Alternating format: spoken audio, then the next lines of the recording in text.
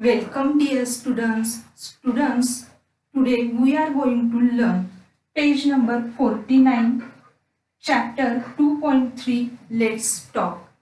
Let's Talk means चला बोलूया. तर पहा आज आपल्याला दोन नवे वर्ड शिकायचे आहेत. This and that. धिस म्हणजे हा ही हे. This means हा ही हे. And that म्हणजे तो ती ते. That means म्हणजे तो ती ते. ओके. This means हा ही हे. That means तो ती ते. ओके. आता this हा वर्ड केव्हा वापरायचा आणि दॅट हा वर्ड केव्हा वापरायचा हे आपण शिकूया. धिस हा वर्ड क्वेश्चन विचारताना, आन्सर देताना केव्हा वापरायचा आणि दॅट हा वर्ड क्वेश्चन विचारताना आणि आन्सर देताना केव्हा वापरायचा हा फरक आपण शिकूया. तर पहा, धिस हा वर्ड केव्हा वापरायचा? ज्यावेळी वस्तू आपल्या हातामध्ये असते किंवा आपल्या अगदी जवळ असते त्यावेळी धिस हा वर्ड क्वेश्चन विचारताना आणि आन्सर देताना वापरायचा. पहा, धिस हा वर्ड केव्हा वापरायचा? ज्यावेळी एखादी वस्तू आपल्या हातात आहे, आपल्या जवळ आहे, त्यावेळी धिस हा वर्ड क्वेश्चन विचारताना आणि आन्सर देताना वापरायचा. आणि दॅट हा वर्ड ज्यावेळी एखादी वस्तू आपल्यापासून लांब आहे, दूर आहे, त्यावेळेला दॅट हा वर्ड क्वेश्चन विचारताना आणि आन्सर देताना वापरायचा.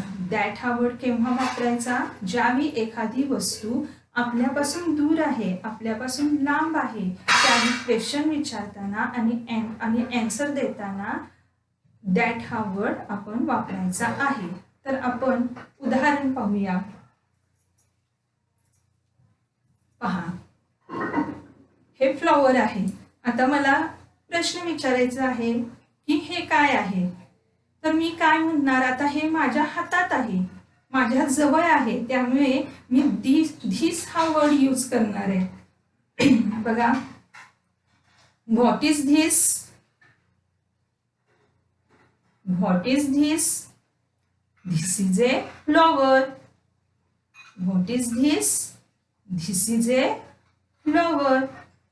आता हे फ्लॉवर मी इथे ठेवले. आता हे माझ्या जवळच आहे, जरी हातात नसलं तरी जवळच आहे, त्यामुळे मी क्वेश्चन काय विचारणार? What is this? तर आन्सर काय द्यायचंय? This is A flower. आता हे फ्लॉवर मी माझ्यापासून दूर असेल, समजा इथे आहे, इथे आहे आणि आपण इकडे लांब आहोत, म्हणजे ते फ्लॉवर आपल्यापासून दूर आहे, आता आपल्या हातात नाही आहे, आपल्या जवळ नाही आहे, त्यावेळी मात्र आता आपण कोणता वर्ड यूज करणार आहोत? क्वेश्चन विचारताना आणि आन्सर देताना दॅट हा वर्ड यूज करणार आहोत. पहा, आपण क्वेश्चन काय विचारणार? What is that? आता आन्सर काय द्यायचा आहे? That is a flower. That is a flower. Okay. This and that मधला फरक कळाला का? धिस वस्तू हातात असेल, आपल्या जवळ असेल तर वापरायचा आणि दॅट हा वर्ड एखादी वस्तू आपल्यापासून लांब असेल, दूर असेल तर वापरायचा. आता हे पहा, हा आहे स्केच पेन. तर पहा, मी माझ्या हातात आहे, त्यामुळे मी आता क्वेश्चन काय विचारणार आहे? What is this? आन्सर काय द्यायचा आहे? This is a sketch pen. This is a sketch pen. आता पहा, ही नोटबुक आहे. आता ही नोटबुक माझ्या हातात आहे, त्यामुळे मी धिस हा वर्ड यूज करणार आहे. मी क्वेश्चन काय विचारणार? What is this? तुम्ही आन्सर काय देणार आहात? This is A notebook. This is A notebook. आता ही नोटबुक इथे असेल, म्हणजे माझ्यापासून जवळच आहे. मग मी काय म्हणणार, क्वेश्चन काय विचारणार तुम्हाला, व्हॉट इज धिस. तुम्ही आन्सर काय द्यायचं आहे, धिस इज ए नोटबुक. पण ही नोटबुक जर माझ्यापासून लांब असेल तर मी धिस वापरणार का, नाही. पहा, समजा एवढ्या लांब आहे किंवा ह्याच्यापेक्षा अजून लांब आहे, मी इकडे आहे आणि मला विचारायचं आहे, मी काय विचारणार, व्हॉट इज दॅट. तुम्ही आन्सर काय देणार, that is a notebook. Okay, सर्वांना कळाले धिस हा वर्ड केव्हा यूज करायचा आणि दॅट हा वर्ड केव्हा यूज करायचा. ओके, आता आपण टेक्स्टबुक मधील पेज नंबर 49 पाहूया.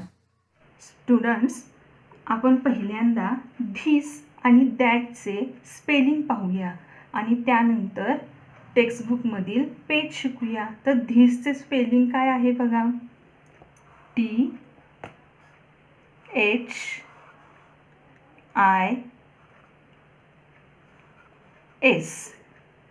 THIS, this, THIS, this.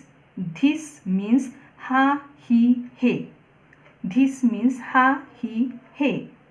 आता दॅटचे स्पेलिंग पाहूया, THAT, that, THAT, that, THAT, that. That means तो, ती, ते. THIS, धिस, धिस मीन्स हा ही हे. THAT, दॅट, दॅट मीन्स तो, ती, ते. ओके, आता पेज पाहूया, पेज नंबर 49. Let's talk. तर पहा, इथे आपल्याला टीचर दिसत आहेत आणि त्यांच्यासमोर स्टुडंट्स आहेत. टीचर स्टुडंट्सना क्वेश्चन विचारत आहेत आणि स्टुडंट्स त्या क्वेश्चनची आन्सर्स देत आहेत. तर पहा, इथे टीचर वस्तू हातात घेऊन क्वेश्चन विचारत आहेत आणि इथे टीचरांपासून ती वस्तू दूर आहे, लांब आहे. त्यामुळे इथे आपण वस्तू हातात असल्यामुळे धिस हा वर्ड यूज करणार आहोत आणि इथे वस्तू लांब असल्यामुळे दॅट हा वर्ड यूज करणार आहोत. पहा, इथे THIS, धिस, THIS, धिस हा वर्ड यूज केलेला आहे आणि इथे THAT, दॅट, दॅट हा वर्ड यूज केलेला आहे. आता इथे टीचरांच्या हातामध्ये डस्टर आहे, त्यामुळे इथे टीचर क्वेश्चन विचारतात, व्हॉट इज धिस. टीचर हातात डस्टर घेऊन क्वेश्चन काय विचारतात, what is this. Students answer काय देतात, this is A duster, this is A duster. आता इथे ज्या काही वस्तू दिलेल्या आहेत त्या वस्तूंची नावे इथे घालून, इंग्रजीमध्ये नावे घालून असा आपण क्वेश्चन तयार करायचा आहे आणि तसे आपण आन्सर द्यायचे आहे. सर्व विद्यार्थ्यांनी घरी असा सराव करायचा आहे. आईबाबांनी क्वेश्चन विचारायचं आहे आणि विद्यार्थ्यांनी काय करायचं आहे, त्याचं आन्सर द्यायचं आहे. आता पहा, ओळीने या प्रत्येक पिक्चरबद्दल, ती वस्तू आपल्या हातात आहे, आपल्या जवळ आहे असे समजून या प्रत्येक वस्तूबद्दल आपण क्वेश्चन तयार करूया आणि त्याचे आन्सर देऊया. पहा, what is this. This is a pencil. What is this. This is a pen. What is this. This is a book. What is this. This is a chalk. What is this. This is a slate. Okay, ह्या वस्तू आपल्या जवळ आहेत असे समजून आपण what is this हा question विचारलेला आहे. जर या वस्तू लांब असतील तर मात्र आपण काय विचारणार आहोत, व्हॉट इज दॅट असे विचारणार आहोत. हे स्टुडंट्सनी लक्षात ठेवायचे आहे. आता पहा, पुढे पहा. आता तुमच्या हे चित्र पाहून लक्षात येते की ही बायसिकल टीचरांपासून दूर आहे. त्यामुळे टीचर क्वेश्चन काय विचारणार, what is that. Students answer काय देणार आहेत, that is a bicycle. What is that. Students answer काय देणार आहेत, दॅट इज ए बायसिकल. असा सराव तुम्ही क्वेश्चन विचारण्याचा आणि आन्सर देण्याचा सराव तुम्ही घरी करायचा आहे.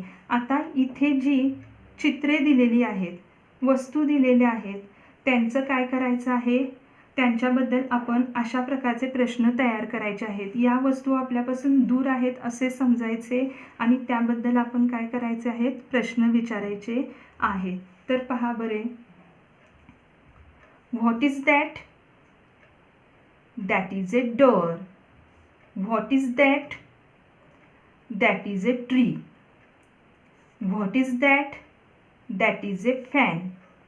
What is that. That is a sparrow. What is that. That is a window. Okay, अशा प्रकारे तुम्ही लक्षात ठेवायचं आहे की धिस मीन्स हा, ही, हे.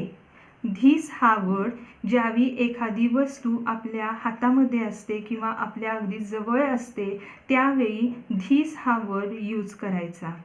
आणि दॅट हा वर्ड केव्हा यूज करायचा, ज्यावेळी एखादी वस्तू आपल्यापासून खूप लांब असते, दूर असते, त्यावेळेला आपण दॅट हा वर्ड यूज करायचा आहे.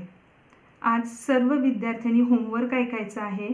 सर्व विद्यार्थ्यांनी हे पेज नंबर 49 काय करायचे आहे, वाचायचे आहे. आणि मी आता ज्या प्रकारे क्वेश्चन्स विचारले त्या प्रकारे क्वेश्चन विचारण्याचा आणि आन्सर्स देण्याचा सराव करायचा आहे. Thank you students.